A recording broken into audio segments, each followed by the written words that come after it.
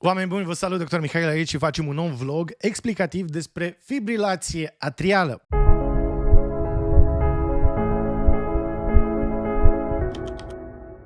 Vreau în acest material să înțelegem ce este fibrilația atrială, cum lucrează inima noastră. O să facem niște analogii ca să vedem inima ca pe o casă și să vedem ce defecțiuni avem în casă care duc sau pot duce la această fibrilație atrială. O să vedem cum funcționează o inimă normală pe Biomap și cum se manifestă această fibrilație atrială, care sunt cauzele, cum îți dai seama că ai fibrilație și când trebuie să ajungi la doctor, și o să vedem și un instrument util la finalul acestui material. Dar până atunci, hai să vorbim despre fibrilația atrială. Să ne imaginăm inima ca pe o clădire complexă alimentată cu mult curent electric. Acest curent permite funcționarea ordonată a tuturor componentelor, precum lifturile și luminile, încălzirea electrică, funcționarea pompei de apă și așa mai departe. Pentru a putea urca, liftul are nevoie de un curent constant care să îi permită urcarea. Ca să ai apă, da? Curentul trebuie să ajungă la pompa de apă care să pompeze în continuu și așa mai departe. La fel și inima noastră. Imaginați-o ca pe o casă. Scopul ei însă este să apese cu pereții săi spre sânge, da? Inima, să zicem că este ca o casă a sângelui. Doar că acel sânge nu trebuie să stea acolo. Dacă el stă acolo, avem o mare problemă. Așa că acel sânge trebuie să circule și inima trebuie să pompeze, să împingă, da? În pereții săi ca acel sânge să curgă mai departe. Ori inima are 4 camere, nu o să intrăm în detaliile astea. Important este că e o pompă bidirecțională. Pe de o parte intră sânge în atriul drept, care se duce după aia în ventricul drept și merge spre plămâni pentru a fi oxigenat. Pe de altă parte, sângele vine de la plămâni deja oxigenat în atriul stâng, se duce în ventriculul drept și se duce în corp pentru a hrăni celulele noastre cu oxigen. Și dacă inima s-ar contracta în același timp, n-ar permite ca sângele să vină din atrii în ventricule și să aibă o circulație, astfel încât inima, deci dacă inima s-ar contracta în același timp toată, sângele s-ar duce aiurea peste tot. Astfel, inima trebuie să se contracte în două faze. În primul rând se contractă atriile de sus, da? Deci atriile se umplu de sânge, se contractă atriile, prin contractura atriilor, sângele ajunge din atrii în ventricule și de-abia se contractă ventriculele pentru a împrăștia sângele în plămâni sau în corp. Și pentru asta inima are propriul său curent electric. E atât de șmecheră încât inima nu se bazează pe curentul electric venit din creier. De altfel, dacă noi am decuplat complet creierul de la inimă, inima ar bate în continuare, pentru că și-a creat un propriu creier, un propriu sistem nervos care știe cum să se contracte, astfel încât toate camerele astea se contracte una după alta și nu în același timp. Astfel, în mod normal, inima noastră funcționează perfect, asemenea unei clădiri bine proiectate. Semnalele astea electrice ale inimii circulă ordonat, permițând contractarea ritmică a celor 4 camere ale inimii. Și acum, imaginați-vă ce se întâmplă când curentul electric din clădirea despre care vorbim nu mai funcționează cum trebuie. Liftul se oprește, luminile se opresc, vrei apă, nu mai curge apă, te duci cu liftul, te blochezi, mergi pe scări, lucrurile încep să meargă în apă. Dar asta se întâmplă când inima noastră începe să aibă probleme în a gestiona acest curent electric. Acest haos ilustrează fibrilația atrială, când semnalele electrice din inimă devin haotice, provocând o bătaie neregulată și rapidă a inimii. Și asta vreau să vă arăt eu acum pe aplicația Biomap, căreia îi mulțumesc că ne permit mereu să vă arătăm aceste planșe. Așa funcționează inima noastră normală, da? Vedem, ăsta este atriul drept, ăsta e atriul stâng și aici avem ventricul stâng și ventricul drept, nu le vedem de țesutul ăsta adipos care stă pe inimă. Haideți să vedem dacă putem să-l... Gata, am dat la o parte țesutul adipos și aici vedem ventriculul drept, da, și ventriculul stâng. În general, sângele vine pe aici, în zona asta, vine sângele din corp, în vena cavă inferioară aici și vena cavă superioară, intră în atriu. Vedeți cum atriul se contractă, deci când se micșorează, el se contractă și în același timp când el se micșorează, ventriculul se mărește, da? Se micșorează, se mărește, se micșorează, se mărește. Practic el împinge sângele în ventricul și ventriculul ulterior împinge sângele în acest trunchi pulmonar care duce sângele spre plămân. Același lucru face și atriul stâng. Atriul stâng ia sângele din aceste vene pulmonare și la fel face și el. El se micșorează, duce sângele în ventriculul stâng, iar din ventriculul stâng vedem aici aorta, cross aortei și practic sângele din ventricul se duce în aortă și se duce în corp. Așa funcționează inima normală. Hai să vedem dacă dăm la o parte aceste structuri, vedem și creierul inimii. Asta este efectiv creierul inimii format din niște noduli nervoși care au nervi, adevărați nervi aici și traseele astea nervoase. Aici sus vedem nodulul sinoatrial, acesta de aici. Ăsta este nodulul sinoatrial. Mai jos, sub el, vedem nodulul atrioventricular și aici am ajuns să avem fasciculul lui His. Ce vedem noi în această imagine este că semnalul pornește întâi din nodulul sinoatrial, a pornit acum, se duce în nodulul atrioventricular, acolo se blochează puțin și merge mai departe. Da? Deci vedeți, primul semnal de sus, pauză, semnal în jos. Asta permite contractarea atriului, pauză, contractarea ventriculului. De acolo se și aude acest sunet specific al inimii. Pum bum, pum bum, pum bum, pum bum. Când auzi acest pum bum, asta practic semnifică contractarea atriilor urmată de contractarea ventriculelor și, niște valve care se deschid, se închid și produc aceste sunete și se aude pum bum, pum bum. Inima nu bate bum, dacă ar bate doar bum, bum, bum, n-ar mai fi eficientă. De aceea avem nevoie de pum-bum și pentru asta avem acest sistem nervos propriu al inimii care trimite semnal în atrii, face pauză la mijloc, trimite semnal în ventricule. Hai să mergem mai departe în planșa anatomică și vedem cum funcționează asta în timp real. Vedem semnalul de sus, da? Pac, pac, pac, bum-bum. Uite, dacă ar fi acum să ilustrez acele sunete, se aude bum-bum. Bum, bum, bum, bum, bum, bum, da? Deci acest bum, bum este semnal. Practic avem semnal de sus din nodulul sinoatrial, blocaj în nodulul anterioventricular și retrimiterea semnalului către fasciculul lui His și spre celelalte ramuri și asta este practic o funcționare normală a inimii. Dar ce este fibrilația atrială? Asta poate să fie fibrilația atrială. Vedem că semnalul nu mai este trimis din nodulul sinoatrial, e trimis haotic din diverse părți, acești nervi sunt super excitați, hiperexcitați, sunt tot felul de leziuni la aceste nivele și o să le exemplificăm pe toate când o să vorbim despre cauze și mecanisme. Și practic imaginează-ți că tu chem liftul, dar cineva, vecinul, a dat cu bor mașina în perete și a lezat cablul care duce curent la lift. El are cât de cât curent, dar nu suficient cât să te ducă și tu te tot blochezi. Sau pereții au fost erodați, sau ți-a intrat apă în casă. O să vorbim despre toate astea și o să le explicăm din punct de vedere medical și prin analogii, dar așa arată o fibrilație atrială. Practic, aceste semnale sunt toate haotice și atriile noastre bat foarte repede de multe ori sau bat neregulat și atunci simțim acele palpitații și avem multe riscuri de a face cheaguri, de a avea o insuficiență, de a avea o oboseală, de a nu ne putea concentra și așa mai departe. Din nou vorbim de ele cât se poate de curând. Vedem însă că ventriculele se contractă aproximativ ok, dar și aici avem o aritmie, vedem că ele nu bat ritmic, ci la un moment dat se contractă de 2 ori mai rapid, se contractă, fac o pauză și asta ne duce la această senzație de palpitații. Putem să simțim în piept cum inima nu bate cum trebuie și așa arată asta la exterior. Și aici vedem o altă reprezentare, vedem cum acest nodul sinoatrial trimite semnale, dar semnalele pușcă și din altă parte a inimii, da? Semnalele pușcă și din altă parte și vedem cum atriul acesta se contractă complet aiurea.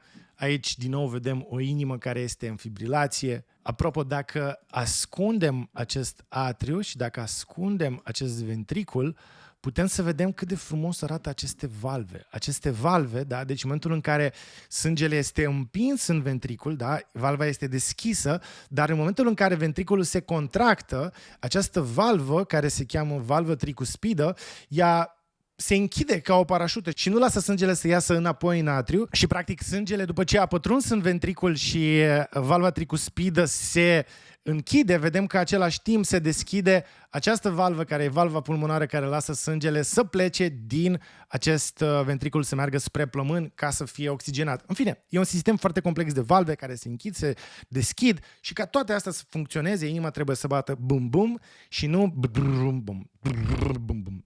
Cam asta ar fi fibrilația atrială. Da? Deci este un ritm haotic și acum hai să mergem mai departe și să vedem ce cauzează fibrilația atrială. Și în primul rând vorbim despre hipertensiune arterială. Pentru că hipertensiunea arterială, adică tensiunea arterială crescută, este una dintre cele mai frecvente cauze ale fibrilației atriale. Ca și mecanism fiziologic, presiunea crescută în artere pune un stres suplimentar pe inimă, în special pe atrii, ceea ce poate perturba semnalele electrice normale. Da? Deci aceste atrii de sus sunt practic din cauza hipertensiunii încep să perturbe semnalele electrice și vedeți aici pe ecran cum pușcă ele aiurea în loc să ai un singur șef, da? Acel nodul sinoatrial, da? Pentru că biologia este cumva, în biologie ai nevoie de dictatură pentru a avea ordine. Când nu ai dictatură și toate astea vorbesc între ele, poți să ajungi la această fibrilație și ca și analogie cu casa, gândiți-vă la hipertensiunea arterială ca la o supra-solicitare a sistemului electric al clădirii. Dacă rețeaua electrică este supraîncărcată, acest lucru poate duce la fluctuații în alimentarea cu energie, cauzând disfuncționalități în sistemul clădirii, da, în sistemele electrice ale clădirii, cum ar fi liftul sau iluminatul. O a doua cauză a fibrilației atriale e dată de bolile cardiace structurale. Diverse afecțiuni cardiace structurale, cum ar fi valvulopatii sau cardiomiopatii. Ca și mecanism fiziologic, aceste afecțiuni pot modifica structura și funcția inimii, influențând semnalele electrice. La analogia cu casa putem spune că această situație este asemănătoare cu o clădire a cărei structură internă se modifică. Da? Dacă tu te duci și dai jos un perete, un al doilea perete, nu ții cont de partea electrică, e posibil ca vecinul tău în dormitor să nu mai aibă curent. Da, asta se întâmplă atunci când avem boli cardiace structurale. O a treia cauză importantă este stilul de viață și factorii de mediu. Consumul excesiv de alcool, fumatul, obezitatea și stresul. Aceste obiceiuri și factori pot afecta sănătatea inimii și pot duce la dereglare a ritmului cardiac. Gândiți-vă la aceste obiceiuri ca la un comportament neglijent în întreținerea clădirii. Neglijarea mentenanței clădirii și suprautilizarea unor echipamente pot duce la avarii și dereglări în sistemul electric al clădirii. Imaginează că ai un lift care e făcut să meargă. Dacă tu urci mereu cu o capacitate maximă sau depășești capacitatea maximă, e posibil ca acel sistem electric să se încingă, să se supraîncingă, să se ardă.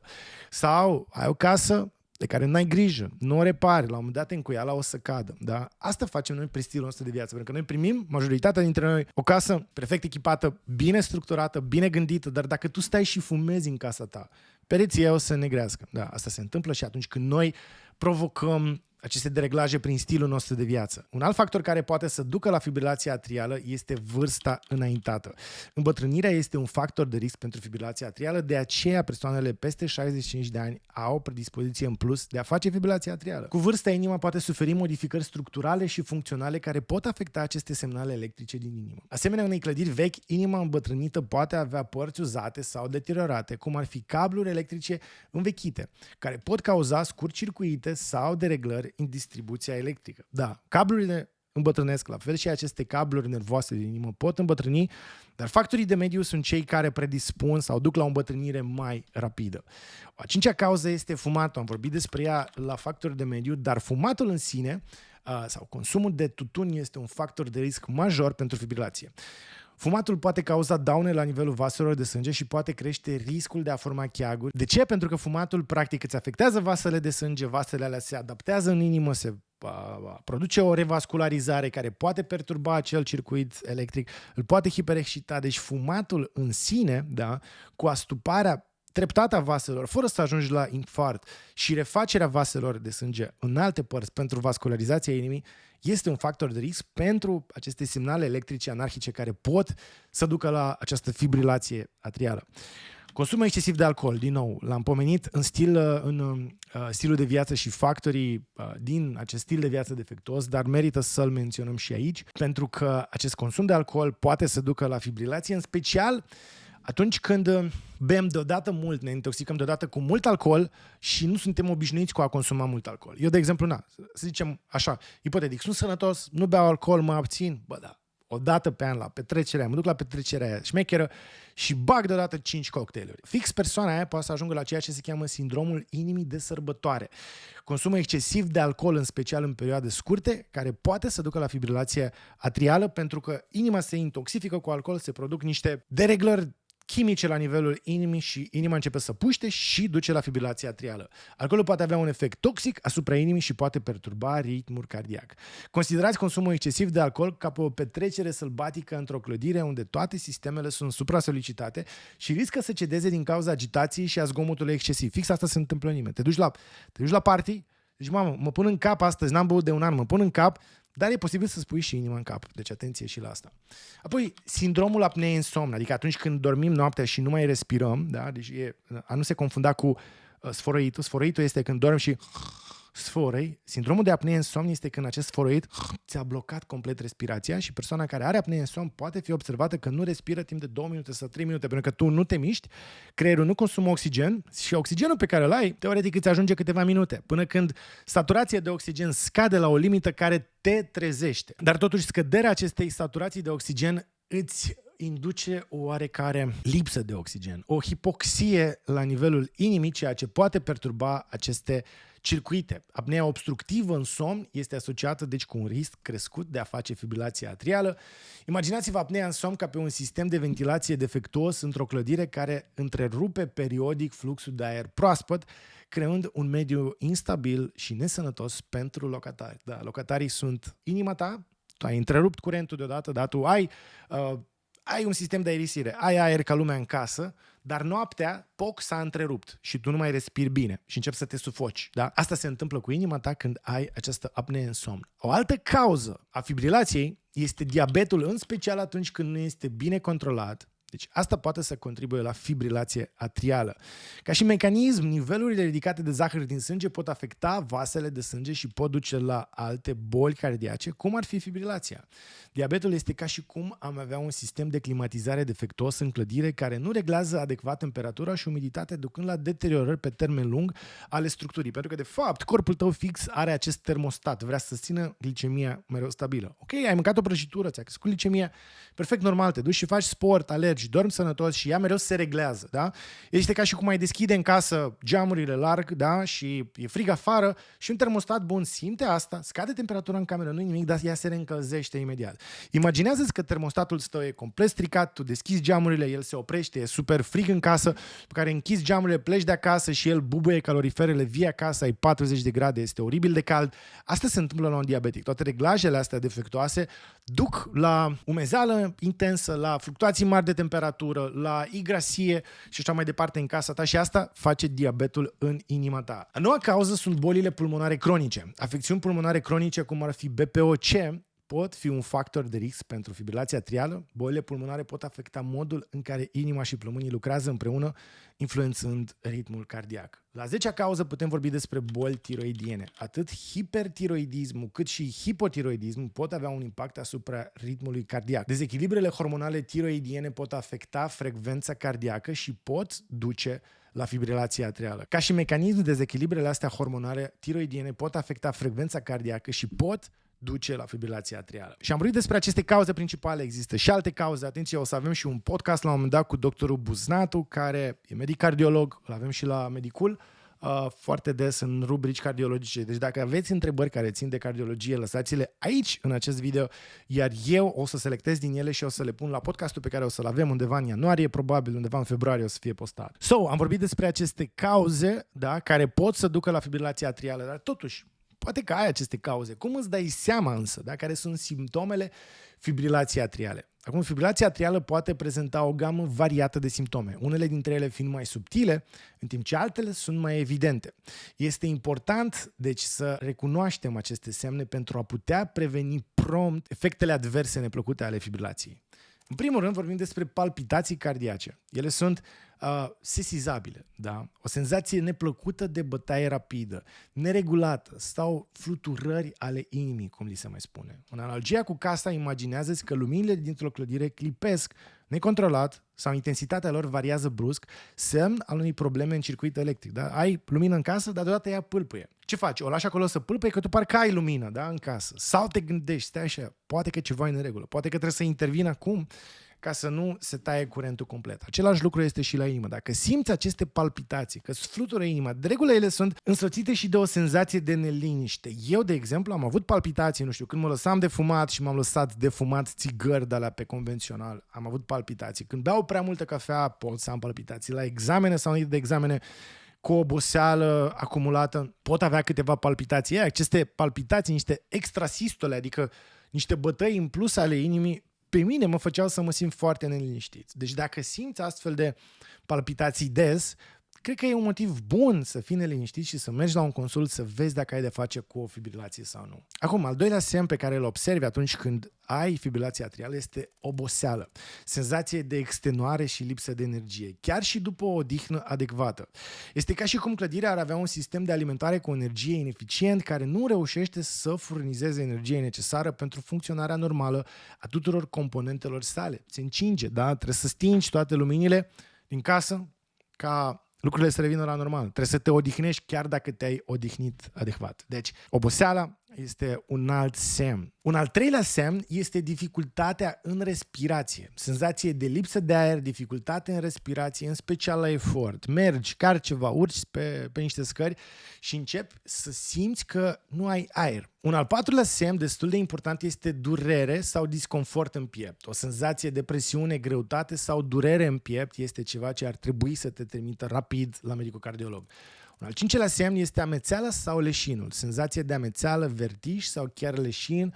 Aceste senzații pot însoți fibrilația atrială. E ca și cum ai avea fluctuații de tensiune și deodată ți-a căzut curentul. Da? Dacă scade des curentul în casă, ceva e în regulă. Da? Deci dacă leșini sau ai această senzație de amețeală, e clar un semn că trebuie să te duci la doctor.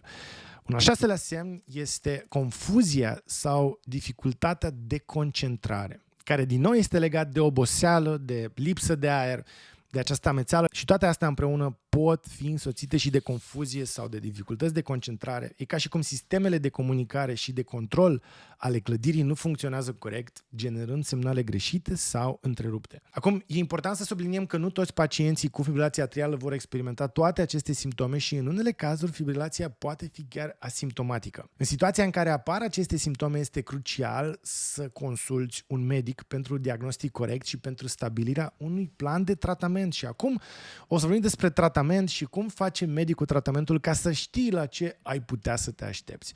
Pentru că tratamentul fibrilației atriale variază în funcție de severitate, de simptome, cauzele subiacente și riscul de complicații. Scopul principal este de a preveni formarea de cheaguri de sânge și de a restabili un ritm cardiac normal sau de a controla frecvența cardiacă. Acum, înainte să vorbim despre cum se tratează asta, vreau să arăt din nou această inimă pe biomap și aici este foarte simplu de înțeles, pentru că sângele cumva este proiectat, da? Sângele e viscos, dar el este proiectat ca la anumite mișcări și la anumită viteză, la anumită presiune, el să curgă lin, da? Deci el să nu mai fie viscos, să nu fie turbulent, să fie lin. Și atunci mișcarea asta normală a inimii face în așa fel încât sângele să curgă lin, ca ca un râu într-o albie perfectă. În schimb, sângele poate să devină și turbulent. Și turbulent devine atunci când, în mod cert, avem un astfel de comportament al inimii. Atunci când inima bate atât de rapid, sângele nu mai curge ca într-o albie care este perfectă, sângele curge într-o albie plină de roci. Și când este plină de roci, când atriile fac așa, sângele practic începe să se amestece și prin această tulburare a sângelui, prin acest haos care se întâmplă acolo, prin aceste toate mișcări foarte ciudate, particule din sânge încep să se lovească unele de altele și ele pot să formeze în felul ăsta cheaguri. Dacă sângele curge lin, el nu formează cheaguri, dar în momentul în care el este lovit și este, uite, așa împrăștiat și făcut val vârtej, atunci sângele poate să facă cheaguri. Ce vrem noi să facem în tratament este fie să oprim această fibrilație, să facem o reversie, să redăm inimii un ritm normal, fie să acceptăm că nu avem ce să facem cu ea, dar să înmuiem sângele în așa fel încât el să nu facă acele cheaguri și să controlăm cumva aceste bătăi ale inimii astfel încât inima să fie eficientă. Și acum hai să enumerăm cele 6 posibilități de tratament și în primul rând vorbim despre medicamente antiaritmice. Aritmic înseamnă că ești în aritmie, nu bate ritmic, este aritmic, da, este aiurea și astea sunt medicamente antiaritmice. Acestea sunt medicamentele prescrise pentru a restabili sau menține un ritm cardiac normal. Dacă este o cauză chimică acolo, aceste medicamente inhibă acele cauze chimice și restabilesc un ritm normal. Este ca și cum ți-ai repara un sistem electric defect în clădire, asigurând funcționarea fluidă și ordonată a tuturor componentelor din acea casă. Al doilea tip de tratament este dat de medicamente anticoagulante. Cum am povestit mai devreme, sângele dacă este tulbure, el poate să coaguleze, să facă cheaguri. Ceea ce putem noi să facem este să dăm medicamentele care să țină sângele mai fluid, mai puțin viscos, astfel încât chiar și prin acea tulburare a lui în atrii care sunt aritmice, sângele să nu formeze cheaguri. Da? Medicamente care reduc riscul formării cheagurilor de sânge și implicit al accidentului vascular cerebral. A treia posibilitate de tratament se cheamă cardioversie sau controlul frecvenței cardiace și constă în medicamente sau proceduri care controlează frecvența cardiacă. Al patrulea tip de tratament este o intervenție cu ablație prin cateter, o procedură minim-invazivă pentru a distruge zonele inimii care generează semnale electrice anormale. Acum, dacă ne întoarcem din nou la această planșă, o să vedem că aceste semnale electrice pornesc aiurea din diverse zone. Medicul detectează că aici este un nodul, s-a format, nu știu, s-a fibrozat ceva în inimă, s-a format un nodul aiurea care stă pe acest nerv și la mișcare îl excită și îi dă un impuls în plus și asta duce la fibrilație și practic ceea ce poate să facă medicul într-un astfel de caz este să îți găsească un vas de sânge la nivelul piciorului care merge până la inimă, să-ți insere un cateter, să-l observe cu o aparatură specială prin transparența corpului, să vadă cum acel cateter se duce la inimă și în inimă, tot așa, printr-o aparatură specială, să observe unde se află, să se ducă cu vârful de cateter fix în acel nodulaș care îți provoacă această fibrilație și să-l distrugă. Și practic prin distrugerea lui să-ți restabilească ritmul cardiac normal. Asta se cheamă intervenție cu ablație printr-un cateter. Există și proceduri de cardioversie, proceduri care restabilesc ritmul cardiac normal, adesea prin șocuri electrice și al șaselea mod de a trata la persoane care n-au riscuri asociate, care n-au o cauză precisă sau cauza poate să fie un stil de viață defectuos, se referă la monitorizarea acestei fibrilații atriale și modificarea stilului de viață. Adică medicul poate să îți indice sau să te roage, să te convingă să renunți la fumat, să renunți la alcool, să renunți la alți factori care pot să ducă la această fibrilație atrială și, practic, prin asta să obțină o cardioversie, să te readucă înapoi la un ritm cardiac normal. Ce am înțeles noi astăzi este că cu această fibrilație nu te joci. Este o contractură aiurea a atriilor de sus, da, care se poate traduce și prin niște extrasistole, prin niște contractări, palpitații la nivelul inimii, la nivelul ventricolelor. Acest lucru este cauzat de lucrurile despre care am vorbit. Am vorbit despre simptomele pe care le poți avea, dar nu toți pacienții au aceste simptome și am vorbit despre ce poate să facă medicul și de ce este important să te duci la medic. Da? Adică niște palpitații nu e ca și cum te duci la medic și el zice da, e palpitații. Nu, medicul o să-ți facă investigații ca să prindă din timp această fibrilație și are la îndemână multe metode de a te trata. Medicație antiaritmică, medicamente care te scot din acea aritmie, medicație anticoagulantă ca să nu faci cheaguri, cardioversie sau controlul frecvenței cardiace, ablație, proceduri de cardioversie, da? Chiar și prin șocuri electrice și monitorizare și modificarea stilului de viață. Acum, dacă vrei să vezi tu, dacă n-ai aceste simptome sau te-ai recunoscut printre ele și vrei să vezi totuși dacă ai un risc de a avea fibrilație și dacă merită să te duci la medic, pentru asta există un site care se cheamă arteadeateproteja.ro care sprijină acest material educativ. Concret, intri pe site arteadeateproteja.ro și mai jos ai butonul Începeți testul și ai câteva întrebări, ai 3 pași. Prima întrebare este dacă ai peste 65 de ani. Să spunem că bifezi da. Următoarele întrebări sunt dacă ai hipertensiune arterială, insuficiență cardiacă, dacă ai avut infarct de miocard, dacă ai obezitate sau hipertiroidism. Răspunzi la întrebările astea. Și următoarele întrebări se referă la amețeală, palpitații sau puls neregulat. Și în funcție de răspunsurile pe care le dai la aceste întrebări, despre hipertensiune arterială am vorbit, despre insuficiență cardiacă am vorbit, n-am vorbit despre obezitate, care din nou ține de stil de viață. Obezitatea este din nou un factor de risc în plus pentru fibrilația atrială.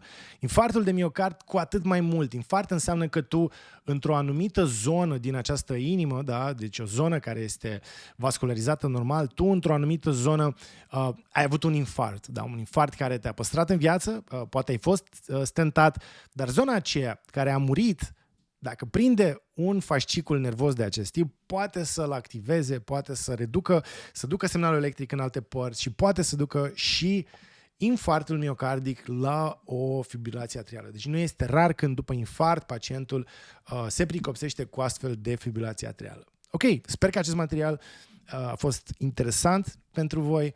Apropo de sănătatea inimii, avem un super material despre colesterol. Dacă vrei să înțelegi ce este colesterolul bun și rău și de ce de fapt nu există colesterol bun sau rău. Bun sau rău este ceea ce facem noi cu colesterolul care este la fel. Atunci materialul ăsta e pentru tine, pentru că odată ce o să-l vezi, nu o să mai fi tentat să dai vina pe colesterol, ci o să te uiți mai degrabă spre tine și spre ce ai tu de a face. Oameni buni, mulțumesc pentru atenție, pe curând!